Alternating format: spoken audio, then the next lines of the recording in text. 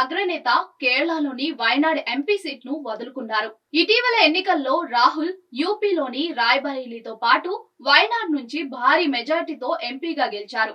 తాజాగా వైనాడ్ సీటును వదులుకొని రాయ్బరేలీ నుంచి ప్రాతినిధ్యం వహిస్తానని రాహుల్ ఖర్గేతో చెప్పారు.